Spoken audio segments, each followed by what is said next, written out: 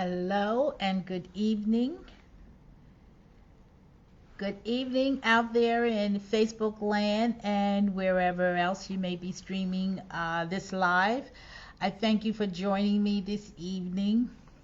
We had the threat of a thunderstorm. We did get the rain, but thunderstorm wise, we were spared. At least the threat went away for now. But anyway, welcome. This is Karren with Karren's Carrots. And tonight, I just wanted to share something with you. Actually, it's a story by someone I really don't know, but I thought it was very interesting and related to my area of EAs in the C-suite. I thank you again for joining this evening. We bring you Karren's Carrots here on Thursday evening, 7 or a little after, as it may be. But I'm glad to be here, and I'm glad you are here as well. So, I want to share something with you, and then we'll get reactions if you so choose. But anyway, this is some remarks by an individual who recently had an interview, and it was EA in the C-suite. So, in sharing his experience, he talks about the point when the interview came to compensation. He said he was asked how much he would like to make in the position, and I will read you the answer that he gave to this question.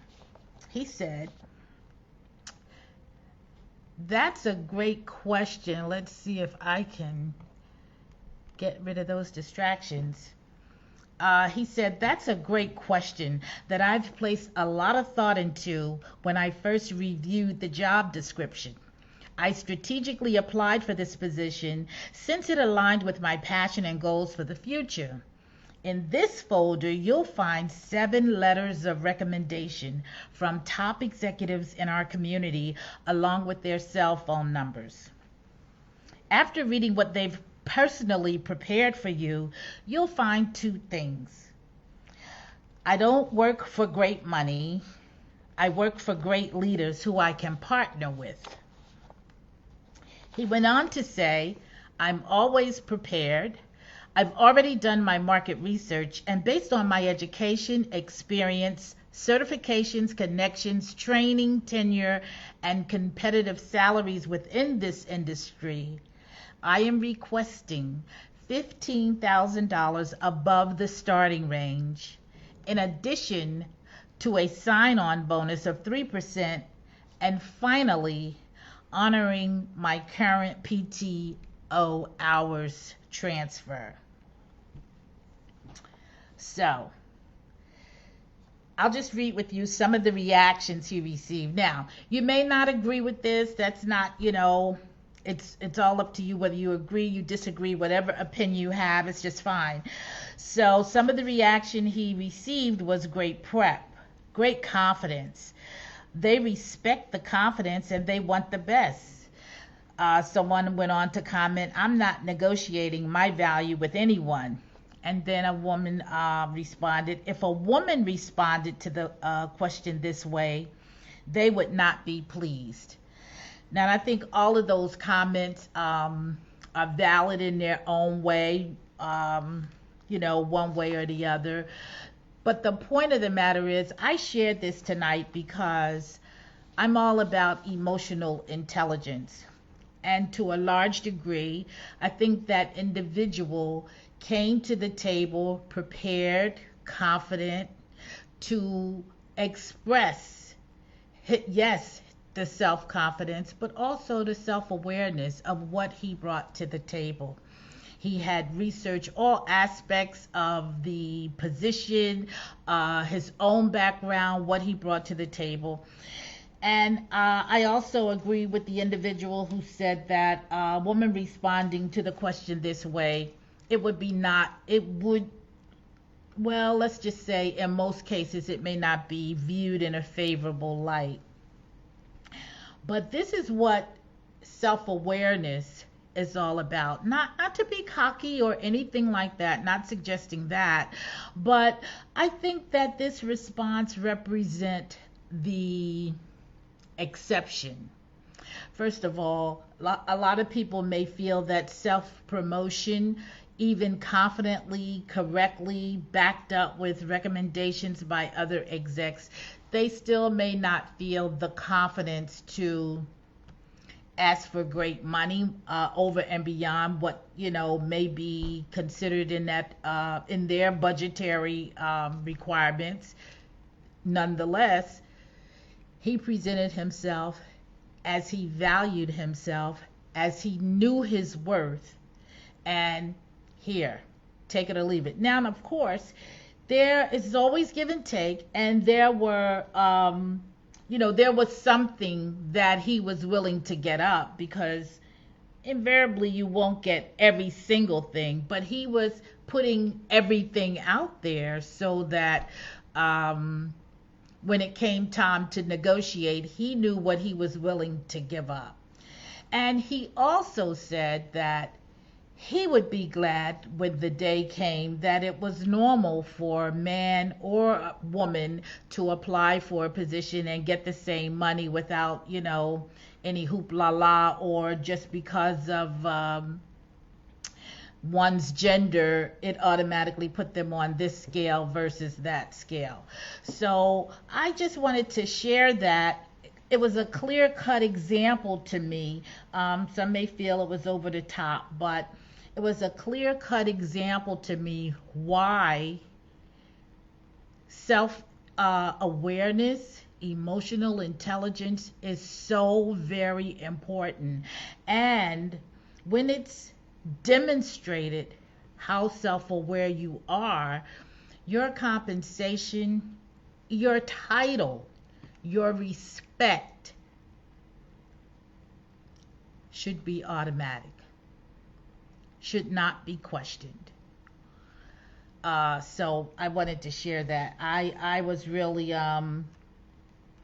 I was taken by this because in a lot of areas, now this is specifically for compensation, but I felt that this is the position the executive assistant in the C-suite needs to be in with this mindset. So I think we called tonight's session developing the mindset of a dynamic assistant.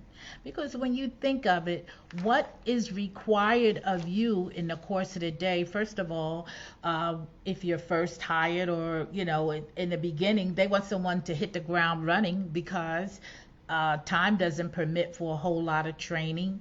You're in the C-suite. They're very busy. There are fires to put out. There are decisions to make. There are meetings to attend.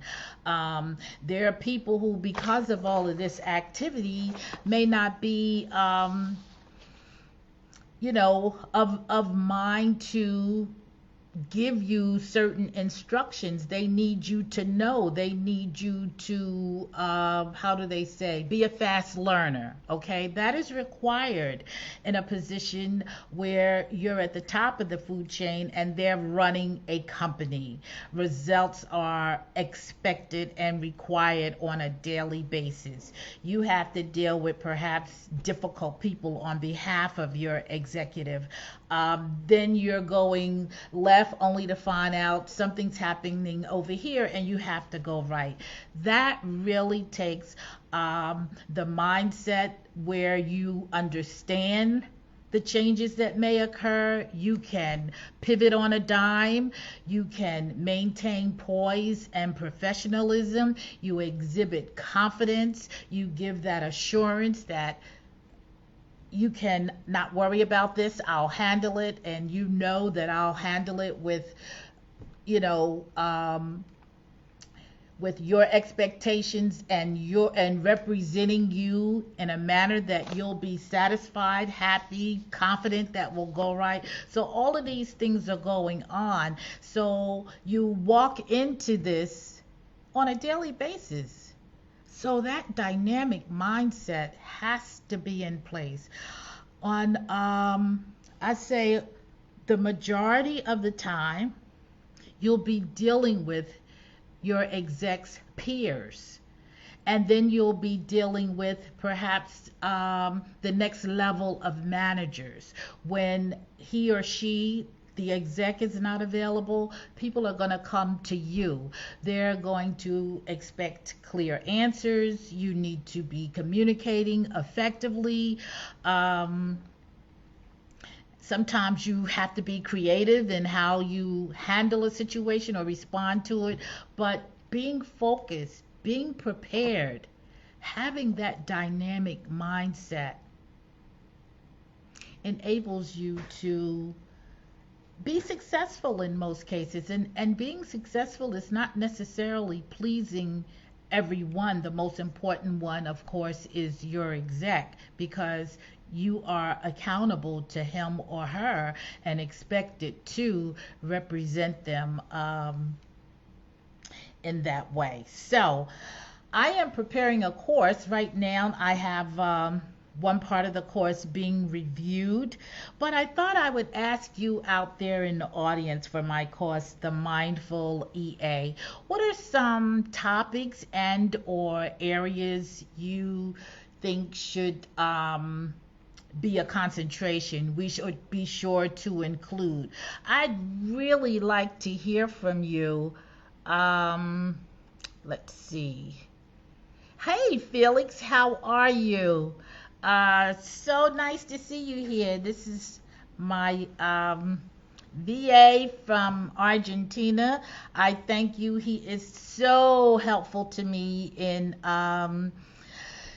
the technical space, in the social media space. I really would not be so successful in certain areas if not for the assistance of Felix. I really appreciate you.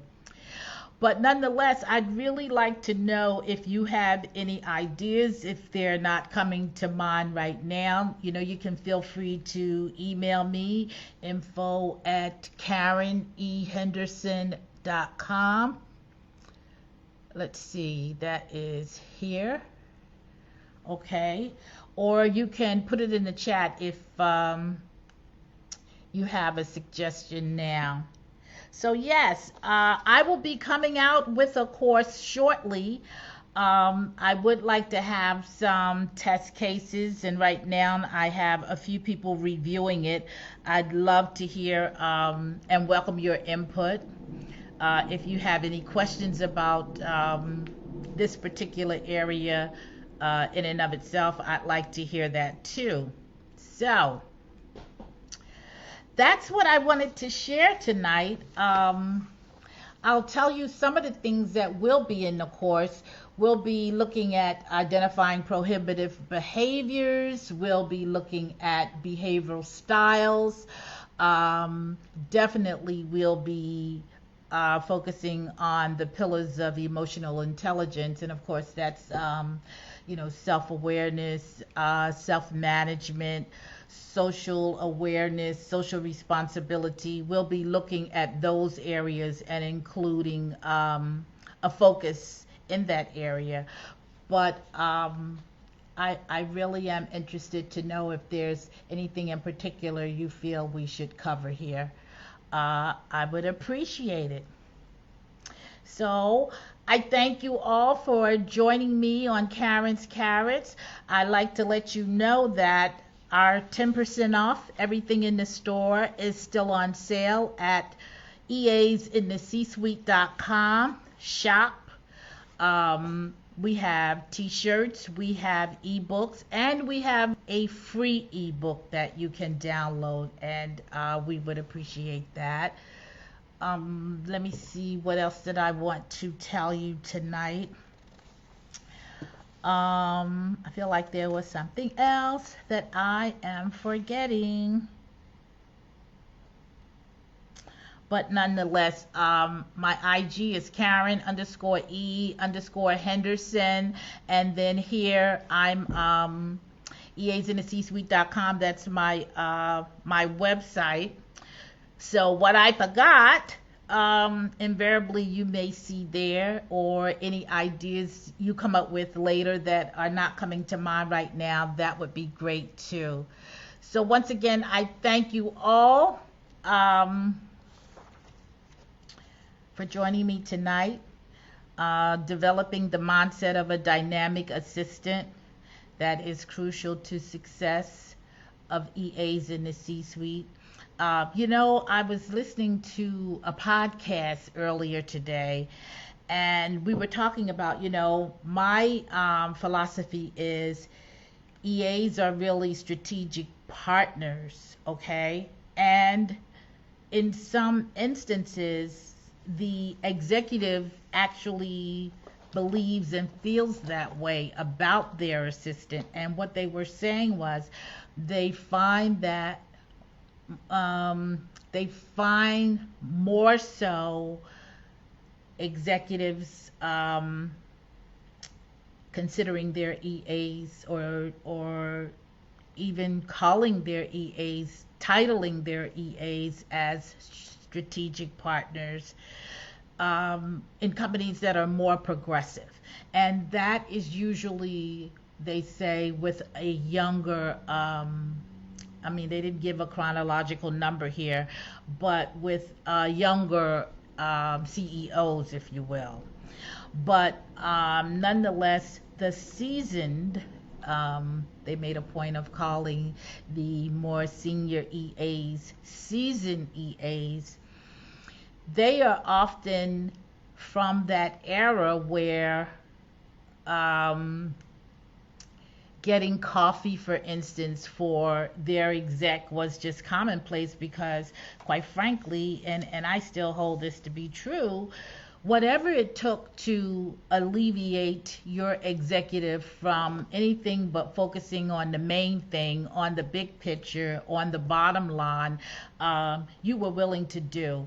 And that is what really enabled you to learn. That is what equipped you to think strategically, to be able to contribute to an important decision, to be able to communicate some complexities that perhaps the executive hasn't had a chance to even focus on, but nonetheless need the input in order to make a